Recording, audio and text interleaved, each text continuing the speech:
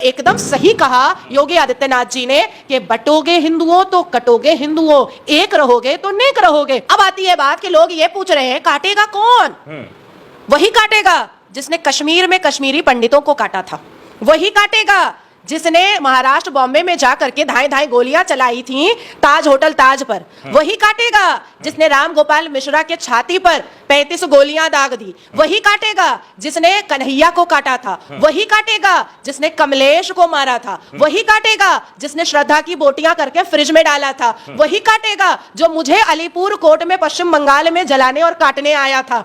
तो यहाँ तो काटा काटी तो चला ही है हमेशा। तलवार निकालो सलवार पहनाओ, तलवार निकालो सलवार उतारो, यही तो चला है। उत्तर प्रदेश में हिंदुओं को अपनी बेटियों की आबरू बचानी है, मंदिर बचाना है, अपने भगवान की प्रतिमा बचानी है, सनातन धर्म को बचाना है, इस राष्ट्र को बचाना है, जगधरती मां को बचाना है, तो बटना नहीं होगा हिंदुओं को। अब मेरा एक और सवाल है विपक्षी दलों के सभी नेताओं से। सवाल यह है कि बटे हुए तो मुसलमान 72 फिरका में हैं और 58 कास्ट में हैं, पर चिल्लाते तो है ना कि हम 25 करोड़ की आबादी हैं। तो अगर हिंदू अलग अलग धर्मों में बटे हैं, लेकिन एक सनातनी अगर अपने आप को कहना स्टार्ट कर दे तो खुजली क्यों मची है? विपक्षी दलों को डर लग रहा है क्या? 10% वोट मुसलमानों का लेकर के डिंपल भाभी को अखिलेश यादव मुख्यमंत्री नहीं बना पाएंगे क्या? अपनी बिटिया को जो मेकअप पॉलिश करके लोकसभा इलेक्शन में मैदान में उतारे थे परिवारवाद की राजनीति करवाने के लिए, बेटी को होम मिनिस्टर नहीं बना पाएंगे क्या? अपने रिश्तेदारों को कैबिनेट मंत्रालय में नहीं डाल पाएंगे क्या? पुलिस को दलाल बना करके घुमा नहीं पाएंगे क्या? आजम खान को बाहर नहीं निकलवा पाएंगे क्या? चोरी चमारी छिनतई और मुसलमानों के आतंकी हमलों को फिर से स्टार्ट उत्तर प्रदेश में नहीं करवा पाएंगे क्या? बेटियों का अपहरण और बेटियों का बलात्कार, हिंदू बेटियों का बलात्कार फिर से उत्तर प्रदेश में शुरू नहीं करवा पाएंगे क्या? इसीलिए चाह रहे हैं कि हिंदू एक ना हो, हिंदू नेक ना हो। अगर हिंदू बटेगा तो कटेगा, ये हिंदुओं को भी याद रखना पड़ेगा। और ये मैं इतनी जिम्मेदारी से इसलिए कह रही हूं कि इस बार उत्तर प्रदेश में और महाराष्ट्र में हिंदू अपना मतदान करने से पहले बांग्लादेश के हालात को अपने आंखों से दोबारा फिर से झांक कर देखो कि कैसे हिंदुओं की बहु बेटियों को लूटा भी गया, काटा भी गया, मारा भी गया और माल गनीमत समझ करके बेआबरू और बेइज्जत भी किया गया। अगर भारत में, महाराष्ट्र में, उत्तर प्रदेश में हिंदुओं को अपनी बेटियों की आबरू बचानी है, मंदिर बचाना है, अपने भगवान की प्रतिमा बचानी है, सनातन धर्म को बचाना है, इस राष्ट्र को बचाना है, जगधरती मां को बचाना है, तो बटना नहीं होगा हिंदुओं को। अब आती है बात कि लोग ये पूछ रहे हैं काटेगा कौन?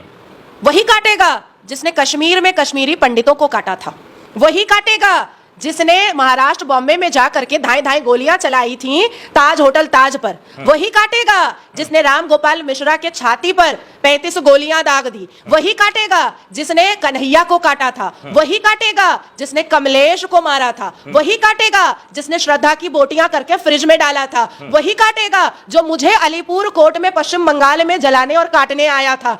तो यहाँ तो काटा काटी तो चला ही है हमेशा। तलवार निकालो सलवार पहनाओ, तलवार निकालो सलवार उतारो, यही तो चला है। तो एकदम सही कहा योगी आदित्यनाथ जी ने कि बटोगे हिंदुओं तो कटोगे हिंदुओं, एक रहोगे तो नेक रहोगे। जो विरोधी दल है भाजपा की, और उस विरोधी दल के साथ साथ कुछ ऐसे लोग भी हैं जो कह रहे हैं कि ये बांटने काटने की राजनीति तो भाजपा की बहुत पुरानी है। ये लोग तो चाहते हैं कि लोग बटे और यही लोग काटते भी हैं और जनता को डराने की कोशिश करते हैं। ये लोग अंग्रेजों की राह पे चल रहे हैं कि जनता में फूट डालो और फिर शासन करो, डराओ, लोग डर जाएंगे कि हिंदू को काट देगा, हिंदू को काट देगा और डरा करके वोट ले लेगा। आपको नहीं लगता है कि भाजपा जिस तरीके से इस स्लोगन का प्रचार कर रही है, आरएसएस ने भी अपना मुहर लगा दिया, तो अब आरएसएस और भाजपा सब मिल करके जो है ये पूरे देश भर में फैला रहा है। अभी क्या कहा कि विपक्षी दल के नेताओं का कहना है कि भाजपा काटती है। ये नीति में आया है। जिन्ना किसका दोस्त था? नेहरू का। यासीन मलिक किसका दोस्त था? हमारे पूर्व प्रधानमंत्री मनमोहन सिंह का। अकबर के बाबर के कब्रिस्तान में फूल कौन चढ़ाता था? गांधी परिवार। ठीक है।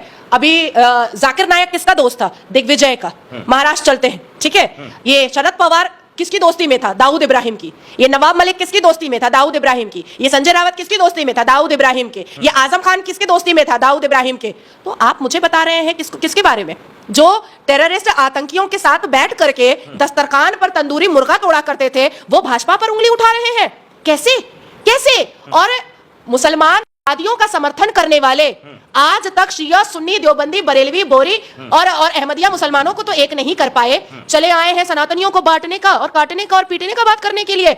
जिन लोगों ने आतंकवादियों के साथ बैठ करके दस्तरखान पे शीर कोरमा और जंगजू स्ट्रैटेजी बनाने का काम किया है और भारत को बर्बाद करने का प्लान किया, आज वो भाजपा पर उंगली उठाते हैं। छी छी छी छी, शोभा नहीं देता। इतिहास के पन्ने और खोलेंगे तो राहुल गांधी चुल्लू भर पानी में डूब के खुद को मार डालेंगे। चाइना के साथ, जो चाइना हमेशा भारत का बुरा चाहा, चाइना के साथ वाइन के गिलास कौन खड़काया करता था? हमारी सोनिया एंटोनियो जी खड़काया करती थी। मारुति स्कैम करके पैसा कौन बनाया करता था? हमारे राजीव गांधी और संजय गांधी जी करते थे।